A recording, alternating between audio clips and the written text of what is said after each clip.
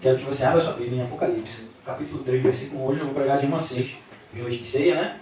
Não vou poder pregar mais do que isso, tá bom?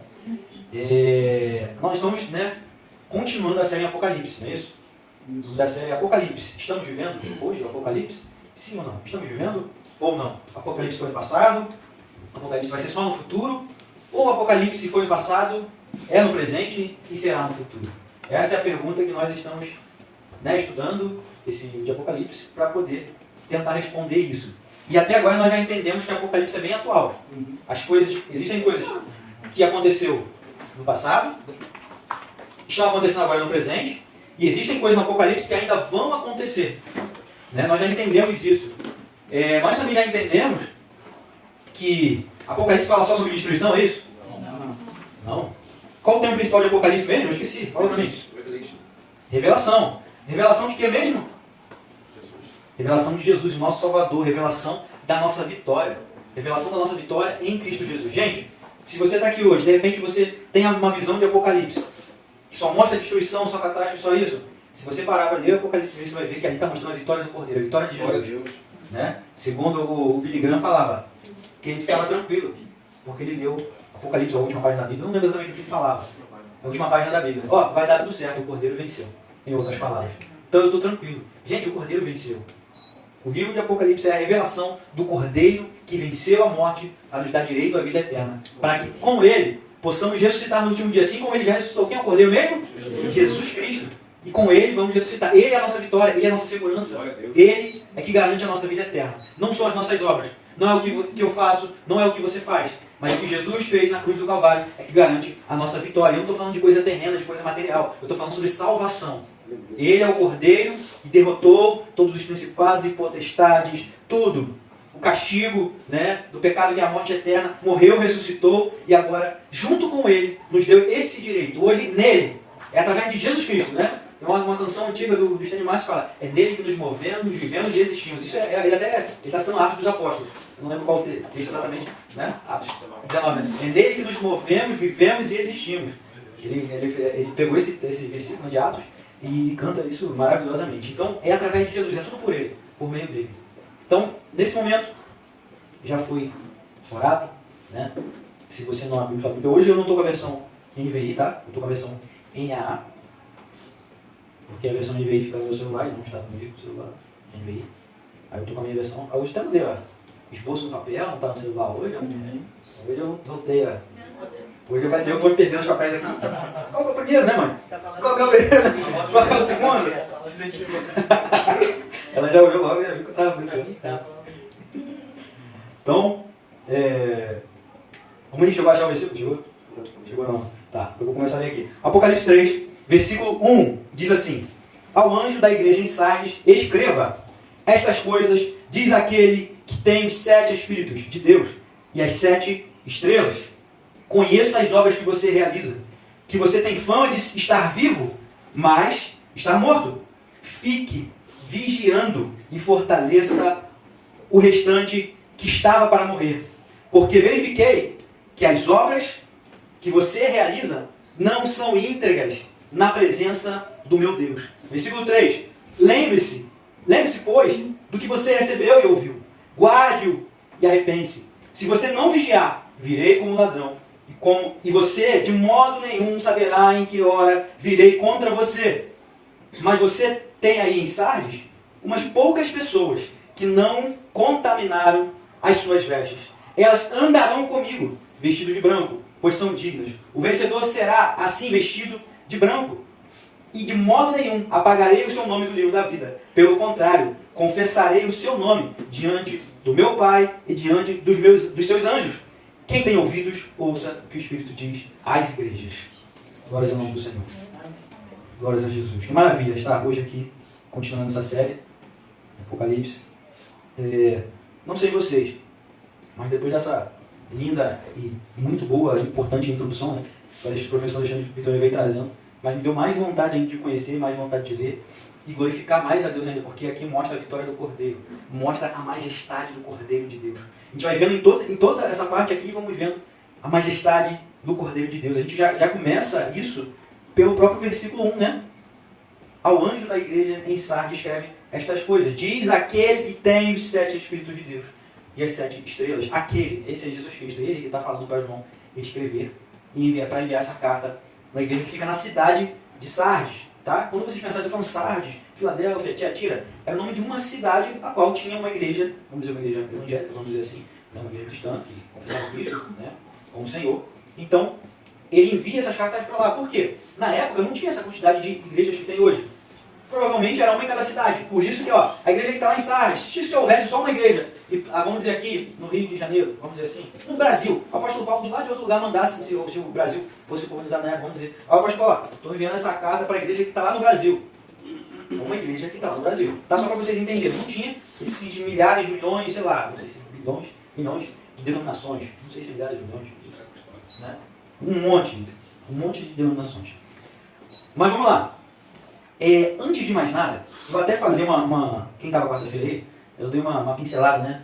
Eu cheguei, eu li tudo, gente, quem não veio quarta-feira, na quarta-feira, como eu não comecei junto com uma série, na verdade, eu fiz um resumão de tudo que foi pregado no Apocalipse, né? A gente foi lendo junto e lembrando, para poder eu continuar hoje, né? Cheguei até a metade do capítulo 2, eu nem terminei o capítulo 2 não, mas foi uma bênção, tá? Vamos lá, coisas que eu falei até na quarta-feira mesmo.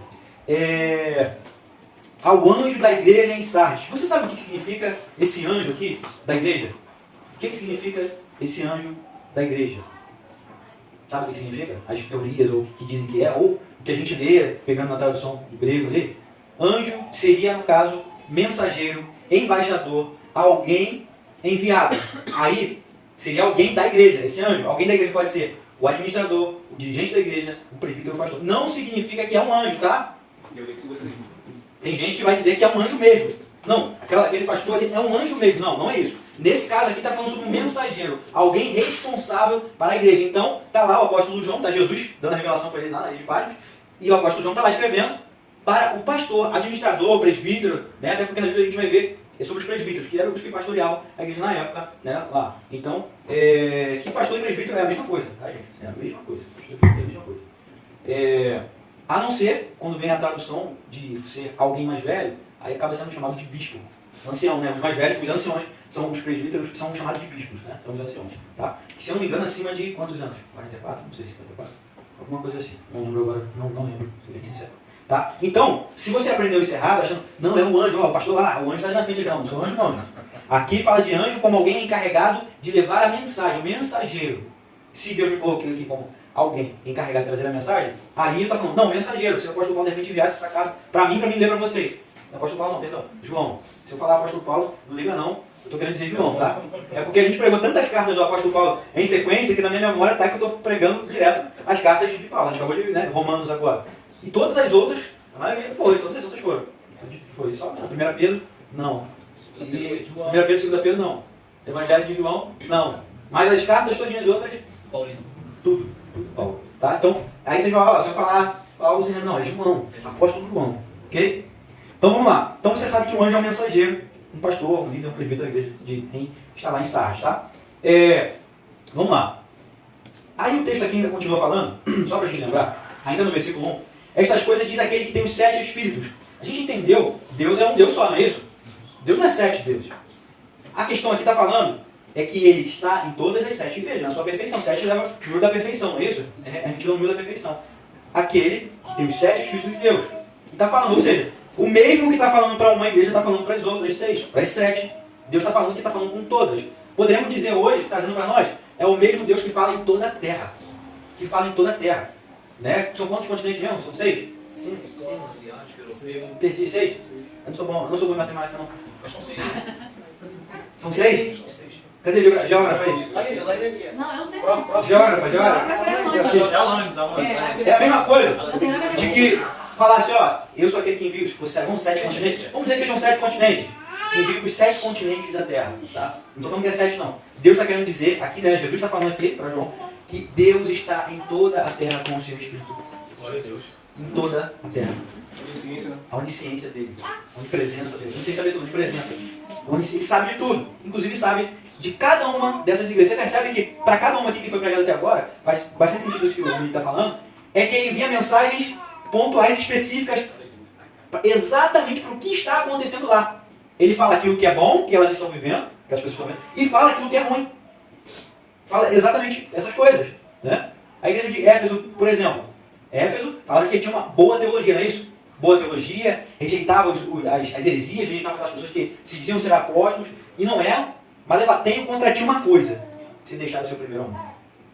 Vocês têm uma boa teologia, um bom ensino, vocês rejeitam, mas tem uma coisa contra você, vocês rejeitaram o seu primeiro amor. Então você percebe que quando Jesus vai falando essas coisas para João, trazendo essas revelações para João, ele vai falando de coisas específicas que quando fosse ler essa carta lá, peraí, ninguém sabia disso? Só foi ter sido Deus mesmo. Coisas específicas. Mas vamos lá. E quando fala de versículo 1 ainda, né, estas coisas diz aquele que tem os 7 Espíritos de Deus e as 7 estrelas, vai falar sobre as igrejas. As estrelas são as 7 igrejas, ou seja, ele cuida de todas as igrejas. Aí ele vai começar a falar para a igreja que está lá na cidade de Sardes: conheço as obras que você realiza, que você tem fama de estar vivo, mas está morto. Olha só que coisa dura, hein? Que coisa dura. Imagina, Jesus chegar para mim e para você e falar: ó, você tem a aparência, você tem a fama. As pessoas dizem que você é crente, mas você não é não. O próprio Jesus falar isso. O próprio Jesus chegar para mim, ó, as pessoas dizem para ele que, Ricardo, você é pastor. Mas eu, Jesus, eu conheço a sua vida, conheço as suas obras e sei que você não é não. Eu sei que você é mercenário. Ó, eu conheço. Então, você diz para aí, você, né, da hoje está tendo um paletó de crente, bíblia de crente, e diz que é crente, mas eu sei que você não é. Em outras palavras, foi isso que Jesus estava querendo dizer para pessoas, né, naquela igreja em Sardes. Gente, quando você vai falar igreja em Sardes, você pensa em Sardes é a cidade, igreja é um grupo de pessoas reunido, tá? Sempre coloca isso na sua mente. Não fala igreja, não pensar em tempo, não, estou falando de pessoas.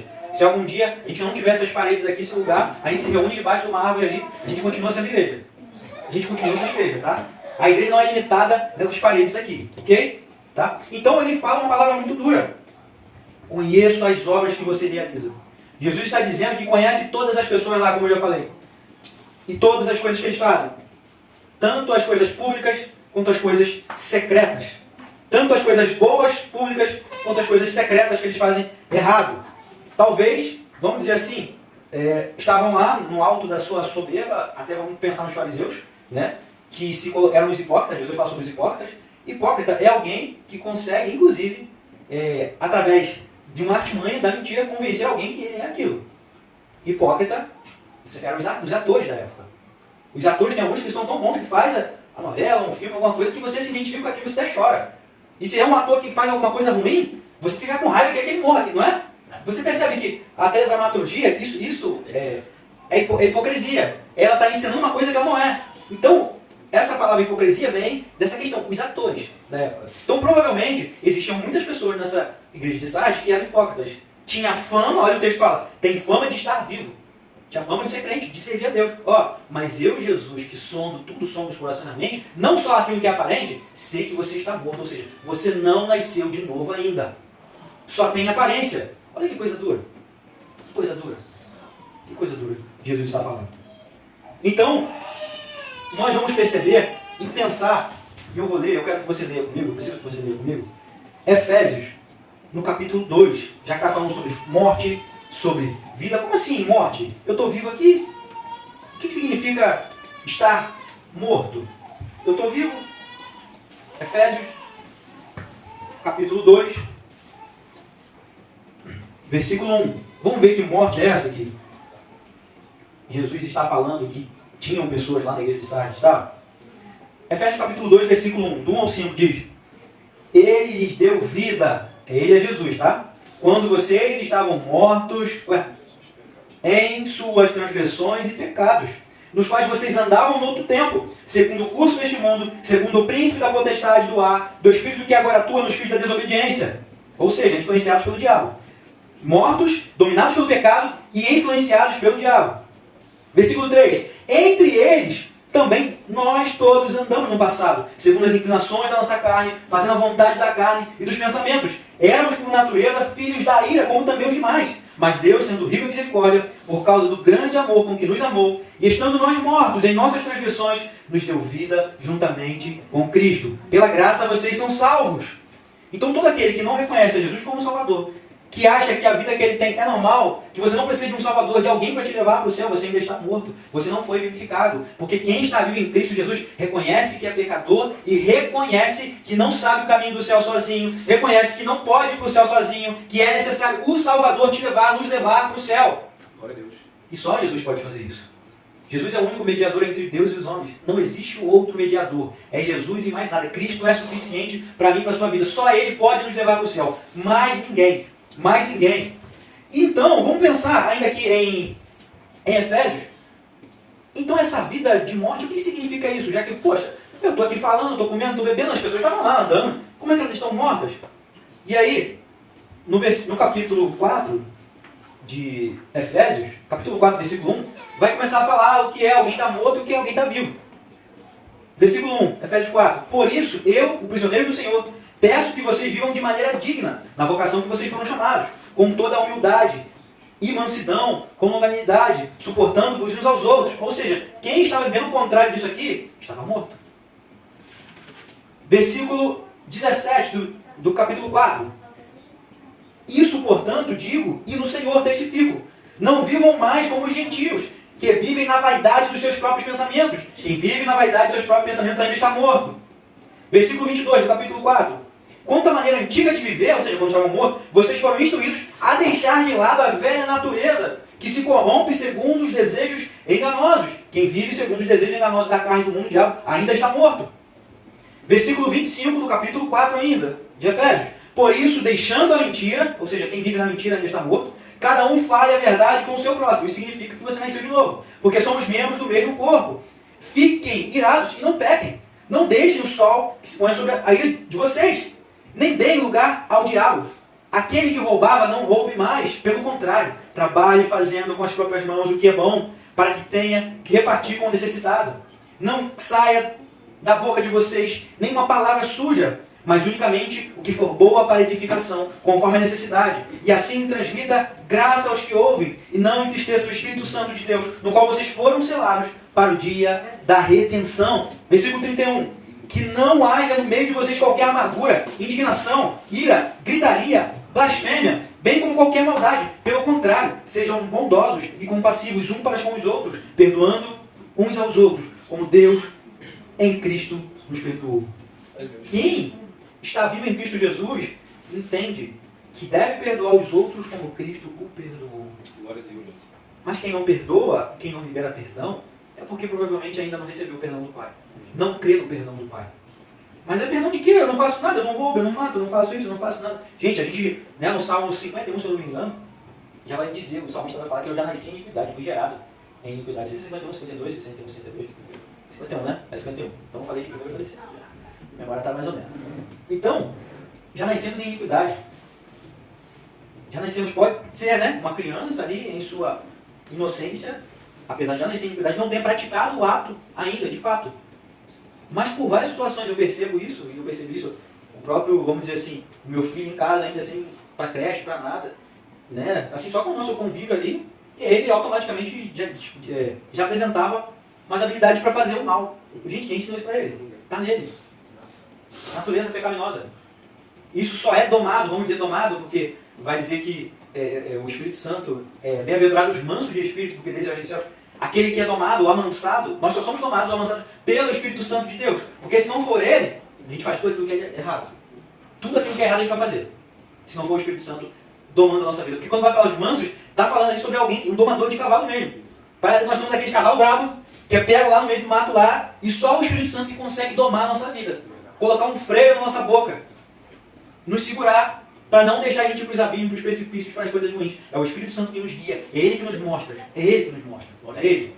É Ele. Eu quero que você volte comigo lá para Apocalipse. Antes de Apocalipse, espera aí. Vamos lá para 1 João. 1 João, capítulo 2, versículo 9. Porque, em outras palavras, se a gente pensar em Apocalipse, quando fala que tem fama de estar vivo, mas na verdade está morto, a gente pode dizer que tem fama que vive na luz, mas na verdade ainda está em trevas. Tem fama de que é sal, de que está salvo, mas é insípido. Sal insípido serve para quê mesmo? Luz que diz que é luz, mas é trevas, serve para quê mesmo? Para nada. 1 João capítulo 2, versículo 9, 10 e 11. Diz assim: quem diz estar na luz, mas odeia o seu irmão, está nas... Até agora. Quem ama o seu irmão, permanece na luz. E nele não há nenhum tropeço. Mas quem odeia o seu irmão, está em trevas, anda nas trevas, e não sabe para onde vai, porque as trevas lhe cegam os olhos. Isso é o que a palavra do Senhor diz. Diz que está vivo, mas pratica obras de morto. Diz que está na luz, mas na verdade pratica as obras das trevas. Diz que é sal, mas não salga nada. Não tem nenhuma diferença. Não tem uma diferença. Aquela comida sem sal que você coloca na boca e dá vontade de jogar fora.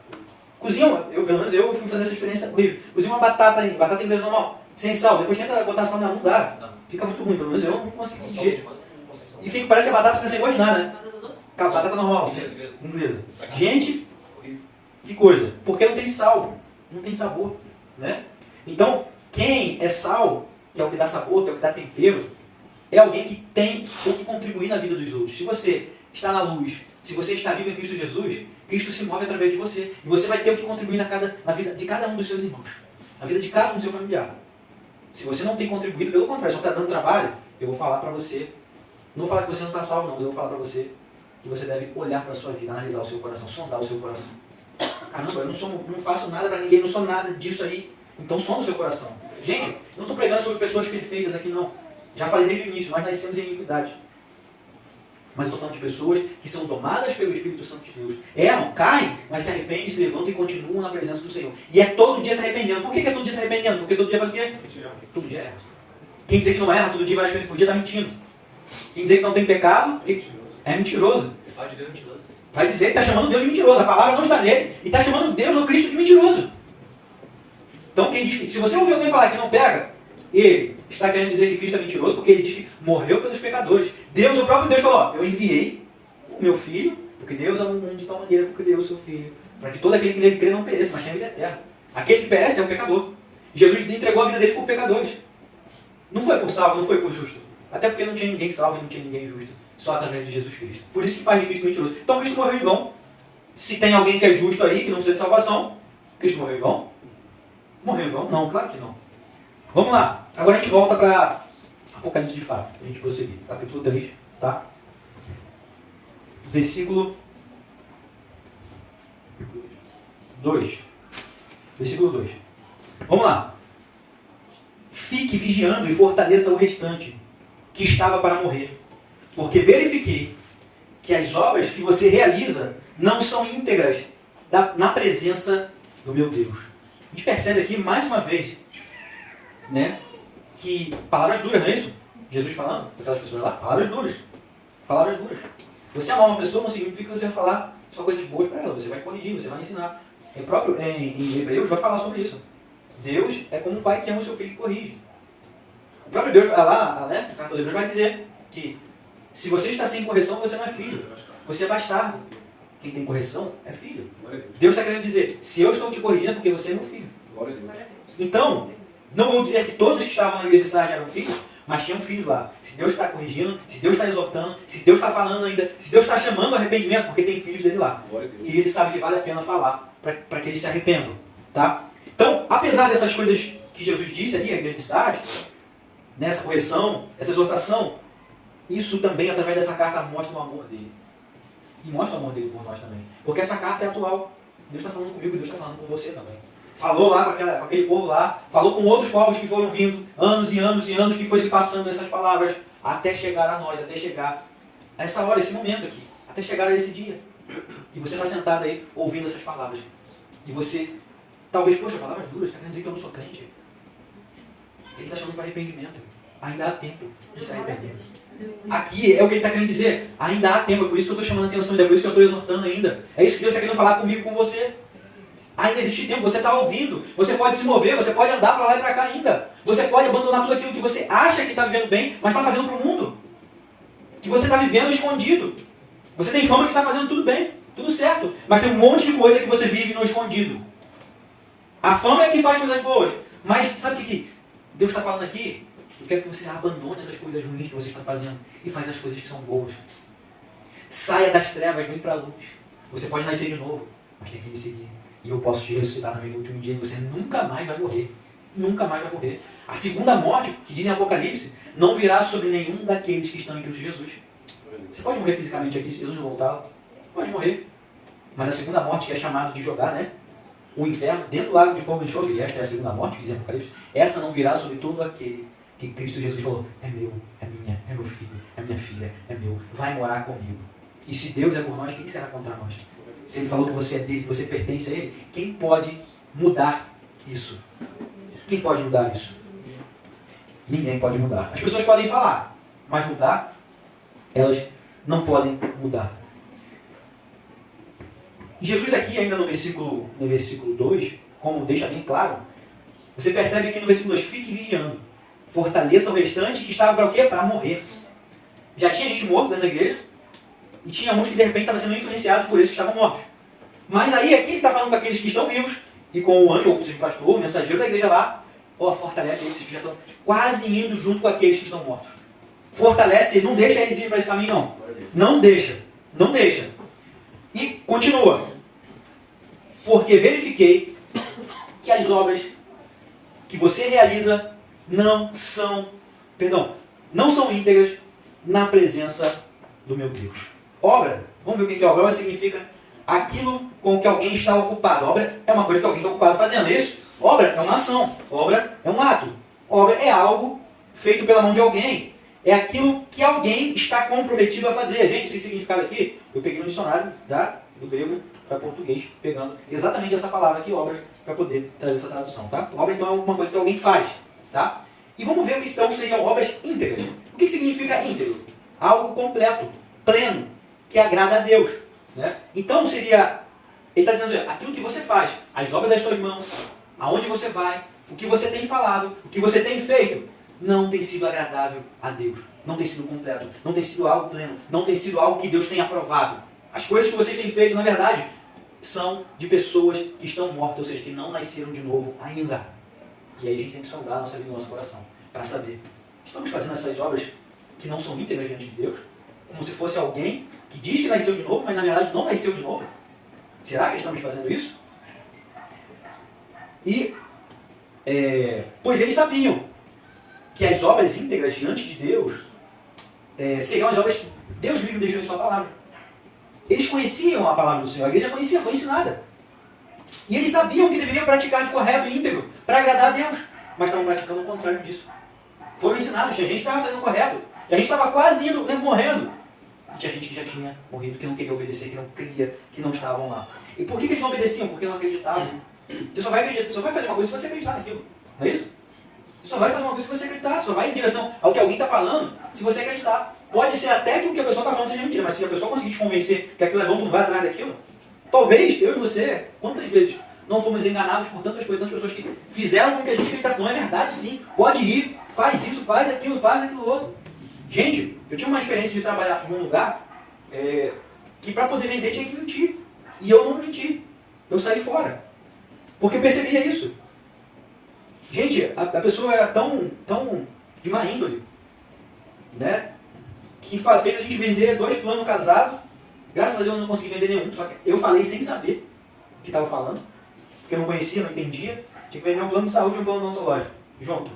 Não, esse daqui, se você trocar o seu plano que você tem aí por esse, você vai ganhar esse por menos o valor do seu, menor valor que o seu, ainda vai ganhar um odontológico. Quando eu saí de lá e fui para outro lugar, me falaram que aquilo nunca existiu. A pessoa estava querendo fazer a gente que estava trabalhando para ela vender aquele produto lá, só que como eu não entendia, ninguém entendia, estava todo mundo fazendo, junto, uma venda casada, porque ela iria ganhar uma bonificação maior. A pessoa que era dona da corretora ali. A gente não sabia de nada, nunca tinha trabalhado. E essa era a intenção da pessoa, pior que pessoa conhecida, próxima da gente mesmo, bem próxima. Fazendo a gente enganar os outros. Olha só. Fazer a gente fazer uma propaganda enganosa. Né? Eu fui enganado com aquilo, mas quando um cliente, uma pessoa lá, fez uma ligação com um cliente e falou, não, eu já trabalhei com isso aí não existe não. Um cliente, uma pessoa que já tinha trabalhado com isso, olha só. Foi aí que começou a abrir nossos vitórias. Já trabalhei com isso, ó. Você ganha assim, assado, sei lá o quê. Cadê só quero falar com sua supervisora? Na hora passou. Depois ela reconheceu. Aí nós começamos, poxa, estamos sendo enganados. Começamos a pesquisar de lá, de cá. A pessoa vendeu pra gente uma ideia, a gente acreditou, porque a pessoa falava bem. Imagina, a gente ia pra cadeia por causa daquilo. Porque eu tava, não, se você trocar, graças a Deus, tem um camarada que que trocou o plano dele por esse, que ia ganhar um negócio, depois ele descobriu que estava errado. E eu botei, não, você vai conseguir sim. Eu fui treinado para falar aquilo. Depois, graças a Deus, que as únicas coisas que vendi foi odontológico, estava tudo certinho. Estava tudo certo. Então, gente, se você tiver uma boa lábia, um bom discurso, você convence as pessoas. Inclusive pode ser enganado. Mas vamos lá. Eu acreditei naquilo, né? Agora, pensando aqui nessas pessoas aqui, eles não obedecem a palavra, aquilo que foi ensinado. Por quê? Porque eles não acreditam naquilo que está sendo ensinado. Uma das coisas que a gente reflete é que, se a gente ora pouco, é porque a gente acredita que Deus vai ouvir. Não vai ouvir a gente. Se a gente lê pouco a Bíblia, é porque a gente não acredita muito que a Bíblia é a palavra de Deus e que Deus vai falar com a gente. A gente acredita pouco. Se a gente ora bastante, é porque a gente acredita que Deus está ouvindo a nossa oração e vai responder sim. E mesmo que a resposta dele seja ou não, ele vai responder. E mesmo que a resposta dele, isso aqui não é para você, é isso aqui. Ele vai responder. Então vamos lá. Faltava fé no coração. E também os olhos dele brilhavam pelas coisas das trevas. Por aquilo que na cidade provavelmente era feito. A gente vai chegar lá um pouco sobre a história da cidade ainda de Sardes. Tá? Vamos para o versículo 3. Lembre-se, pois, do que vocês receberam. Do que você recebeu e ouviu. Guarde-o e arrepende-se. Se você não vigiar, virei como ladrão. E você de modo nenhum saberá em que hora virei contra você. Se a gente percebe, mais uma vez repetindo o que eu falei, no versículo 3 vai dizer, lembre-se, pois, do que você recebeu e ouviu. O que eles ouviram, será? Palavra. Eles foram ensinados. Então, eu estou falando, lembra daquilo que vocês já foram ensinados. Vocês receberam a palavra do Senhor. Vocês ouviram a mensagem do Senhor. Lembra disso. Guarde o que vocês ouviram, ou seja, a palavra do Senhor. A palavra do Senhor mesmo vai dizer que guardei a tua palavra no meu coração para não pecar contra ti. Não é isso que diz a palavra do Senhor? Então é sobre isso. Guarda e arrepende-se. Lembra, né? Dá para a gente resumir. Lembra, guarda e arrepende-se.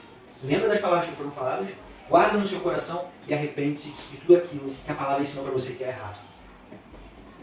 E se eles crescem nisso, se eu e você crerem nisso mesmo, a gente vai lembrar das palavras que nos foram ensinadas, vamos guardar nosso coração e vamos abandonar as coisas que não agradam a Deus. As obras infrutíferas das trevas.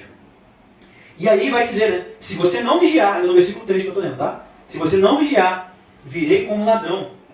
E você de modo nenhum saberá em que hora virei contra você. É interessante, né? Eu estava vendo o Hernandes Dias Lopes falar sobre a história dessa cidade de Sardes. Vai falar que essa cidade ficava num lugar bem rochoso, bem fortalecido.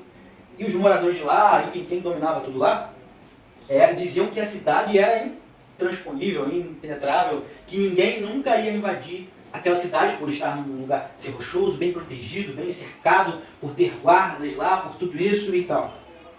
Só que a cidade, sendo cercada pelo imperador Ciro, de fato, ele tentou por várias vezes e não conseguiu.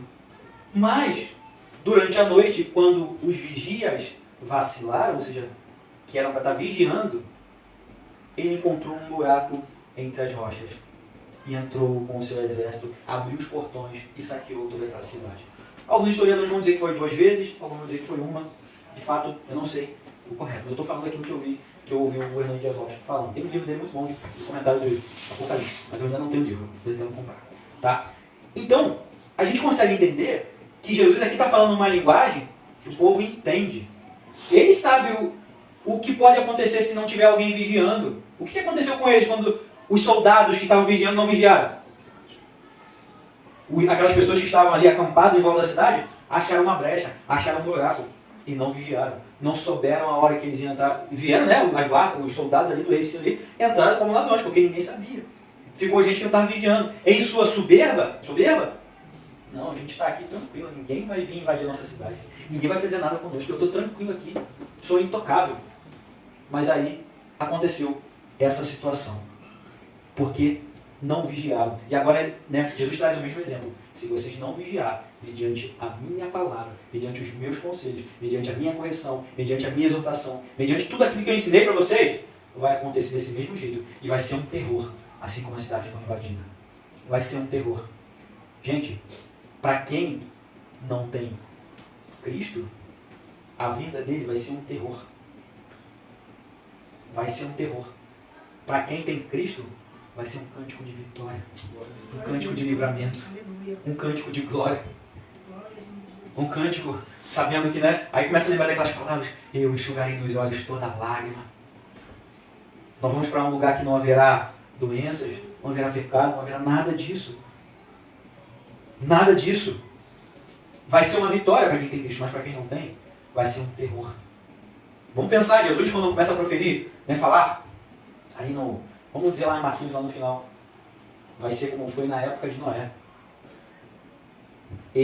Deus falou para Noé o que ia acontecer, haveria um dilúvio, para ele construir a arca, e só salvaria quem estivesse dentro da arca.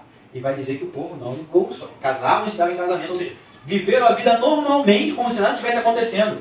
A pregação, vamos pensar, né? Eu já ouvi alguém falar, a pregação do evangelho de Noé ali é, ó, vai haver um dilúvio. Só vai salvar quem estiver dentro da arca. Ninguém acreditou. Ninguém acreditou.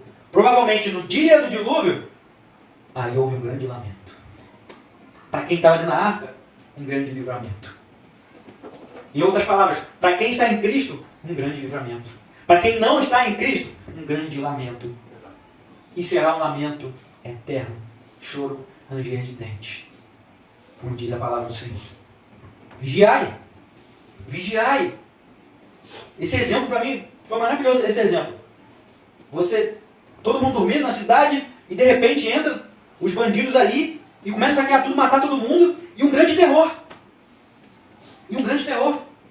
Se tivesse gente vigiando, isso não aconteceria. Se você estiver vigilante, a volta de Jesus não será um terror para você, será uma vitória. Será um cântico de vitória, um cântico de livramento, um cântico de glória. Que dia maravilhoso será esse dia. Né? A gente leu aqui, né? O Vitorino leu, né? Os povos lamentarão. Os povos vão gemer, vão gritar, mas não vai ter mais jeito. Não vai ter mais jeito. Não vai ter mais jeito. Versículo 4 agora. Versículo 4 diz assim: mas você tem aí em Sardes umas poucas pessoas que não se contaminaram com as suas vestes. Perdão, que não contaminaram as suas vestes. Elas andarão comigo, vestidas de branco, pois são dignas. Mas, vamos lá, presta atenção. Existe os remanescentes, sempre existe os remanescentes. Na época de Noé, 8 pessoas. Noé mais 7, mais, né? Ele e a sua esposa, os 3 filhos, e mais as suas 3 esposas. Não é isso? Pessoas que foram salvas, né? Sempre existe o remanescente. Sempre existe o remanescente, né? Quando o próprio Elias se coloca como a última bolacha do pacote, né? Achando que só ele não tinha se dobrado. Elias, olha, tem mais 7 mil profetas aí que não se dobraram. Sempre existe alguém que não se dobrou. E existe um remanescente ali. E existe uma promessa para esse remanescente. É interessante observar que não vemos Jesus dizer que essa igreja de Sardes tinha uma boa teologia. A gente leu isso até agora? Não diz isso. Não vimos Jesus dizer que... A letra aqui do editor. Que eles reprovaram os falsos mestres. A gente não vê Jesus falar coisas como ele falou de outras igrejas. Mas o elogio de Jesus aqui para essa igreja é o seguinte: existe uns poucos em Sardes que não se contaminaram. Ou seja, com as práticas mundanas que muitos ali faziam. Inclusive, a soberba da cidade de achar que é uma cidade inviolável. Tem gente, provavelmente, que achava lá, que como ele tinha fama de fazer aquilo que era correto, Deus não vai ver o que eu estou fazendo de errado. Está todo mundo falando que eu faço tudo aquilo que é correto. Eu tenho fama. Como a gente já leu nos versículos anteriores, foi isso? Eu tenho fama que estou vivo. Eu tenho fama que sou luz. Eu tenho fama que sou sal. E é isso que importa. Não. Deus está vendo aqueles que são remanescentes. Deus está vendo tudo isso que está acontecendo. E Ele está falando coisa por coisa que está acontecendo lá. E talvez Ele está falando comigo, com você hoje. Com cada um de nós. E talvez eu e você precisamos mudar de vida. Talvez não, a gente precisa mesmo. Todo dia mudar de vida. Talvez você em uma coisa, eu em outra. Ou talvez a gente na mesma. Ou talvez todo mundo na mesma. O que a gente precisa é entender que a gente precisa mudar sim. Se arrepender e mudar todos os dias. Todos os dias. Quando olhamos para isso, logo percebemos que provavelmente os crentes dessa igreja que se contaminaram, né, com os soberbos, ao ponto de, estou repetindo o que eu já gravei na memória, de achar que nem Deus ia ver o pecado deles. Ficaram num tom, vamos dizer assim, no alto da sua soberba, que nem Deus está vendo o meu pecado. Nem Deus está vendo. O importante é aquilo que falam de mim. Parece até os fariseus, né? Os hipócritas, como eu falei, os artistas. O importante era que os homens estavam vendo, não aquilo que eles faziam no secreto. Isso é o que importava. Isso é o que importava para eles. Tem gente, não sei se você já percebeu isso, eles contam tanta mentira que até eles acreditam na mentira que eles contam. Verdade. Conta como se fosse verdade. Pode a pessoa provar que aquilo não, é verdade, já cauterizou aquilo na mente da pessoa, a ponto de achar que vão conseguir convencer a Deus que aquilo que eles estão fazendo é verdade. E Deus, né, vai dizer aqui, é aquele que sonda tudo. Ele sonda tudo. Onisciente, onipresente, onipotente, ele sabe de tudo. Antes que uma palavra saia da minha boca, eu já falar, tu já o sabes, tu já conheces, antes que saia uma palavra da minha boca. Salmo 189. Versículo 5 e 6, né? Eu li 5 agora? Vai ser o 5, 6. Tá, 5 e 6 então. O vencedor será assim vestido de branco. De modo nenhum apagarei o seu nome do livro da vida. Pelo contrário, confessarei o seu nome diante do meu Pai e diante dos seus anjos. Quem tem ouvidos, ouça o que o Espírito diz às igrejas. A esses poucos remanescentes, ou seja, e aqueles que de fato se arrependerem, porque ele está chamando de arrependimento, pode ser que pessoas se arrependam, eles vão ser chamados de vencedores. Ao vencedor, não é isso? Vencedor por causa das coisas que você venceu, que eu venci? Por causa de Cristo Jesus, porque nele somos mais do que vencedores. Eu lembro que sempre que eu aprendia sobre isso, ouvi sobre isso, você é mais do que vencedor que Jesus, eu achava que eu podia conquistar as coisas aqui na terra, tem um monte de coisa. Eu sou mais do que vencedor que Jesus, eu posso fazer isso, eu posso ter aquilo outro, eu posso. Mas quando vai falar que você é mais do que vencedor que Jesus, está falando sobre você é mais do que vencedor em Cristo Jesus. Se você chegar até o final, crendo em Jesus, obedecendo a Jesus, e Ele é que vai te salvar, não você, Ele é que vai te salvar. A nossa obediência a Deus, na verdade, a nossa fé em Deus, na verdade, é uma reação daquilo que Ele fez primeiro por nós. Foi Ele que fez primeiro. E você obedece a Deus para ser salvo? Não. Você obedece porque entende que Ele já te salvou. Você vive para Ele para ser salvo? Não. Você vive para Ele porque sabe, Ele já me salvou. Agora eu vou andar pertinho dEle. Eu vou andar nos caminhos dEle. E Ele vai me levar para o céu. Ele vai me levar para o céu. Ele é que vai me levar. Ele é que vai me levar. Irmãos, concluindo, se você, assim como a igreja de Sardes, precisa buscar prazer no mundo, se sujar com as coisas do mundo, para preencher a sua vida, você precisa se arrepender. Eu preciso se arrepender antes que acabe o tempo. Provavelmente, se você precisa e quer e continua buscando prazer e se sujando, se manchando com as coisas do mundo, é porque precisa nascer de novo. Para ser salvo, para ser igreja, não precisa postar. Escuta isso aqui. Não estou pedindo para você fazer isso, não precisa fazer. Eu nunca liguei para isso, nunca fiz isso. Tirar foto na igreja, tirar foto todo mundo e escrever lá. Eu amo a igreja. Isso está bem na moda. Mas quando a gente vê, olhando para a vida das pessoas que estão fazendo isso, eu amo a igreja, você percebe que nem igreja elas são, e não sabe o que é igreja, não sabe o que é o corpo. Não participa do corpo. Não sabe a necessidade do corpo, não sabe a necessidade de quem está do seu lado, não tem como ser corpo, não tem como ser igreja. Essa frase, né, como a gente falou, virou um marketing, uma coisa que virou status. Você quer, né, tirar essa foto, ou escrever eu amo a igreja, ou sei lá, alguma coisa assim, porque é status. Não é porque você sabe que é igreja, nem porque você é igreja. Porque não é corpo, porque não é participativo, porque não sabe de nada do que acontece ali, não sabe necessidade de nenhum irmão. E está lá, eu amo a igreja. Está achando que as coisas que acontecem lá é a igreja. A igreja somos nós, os irmãos reunidos. Não estou falando que é só nós, estou falando que igreja é a pessoa entender que cada um é membro do corpo de Cristo e Cristo é o cabeça. Cada membro cuida do outro, porque Cristo é o cabeça, não é isso? Então Cristo que controla os membros para cuidar do outro membro. Eu sempre dou esse exemplo aqui. Se você tem uma mente sã, se a sua mente está comandando o seu corpo corretamente, a sua mão vai fazer mal para outra mão? Essa é a lógica. Cristo é o cabeça, ele que controla. E se você é um membro, você vai cuidar do outro membro, você vai proteger o outro membro. Eu sempre lembro desse exemplo, quando eu estava no campo de futebol com meus filhos, e veio uma bola na minha direção. A primeira reação minha para proteger o rosto, o que eu fiz? Você não quer que o outro membro do seu se machuque, apesar de saber que você vai se machucar. Vai acontecer. Talvez menos. Porque um membro foi feito para uma situação e o outro membro foi feito para outra situação. Olha que coisa maravilhosa, né? Que coisa maravilhosa. Um protege o outro. E isso é ser igreja. Isso é cuidar do membro. Não fotos, status. Não estou falando que você não deve fazer. Tá? Não estou falando também que deve fazer. Eu, na verdade, nunca fiz. Não ligo de fazer. Eu amo minha igreja. Porque, na verdade, se eu posso tirar uma foto. Eu amo minha igreja. IBCF. Eu vou lá e posto. mas eu não estou aqui, não estou cuidando de ninguém, não estou ensinando ninguém, não estou me preocupando com ninguém, não estou procurando ninguém. Eu sou um tremendo de um mentiroso. Não é isso? Tremendo mentiroso. Mesma coisa cada um de vocês, irmãos. É uma igreja.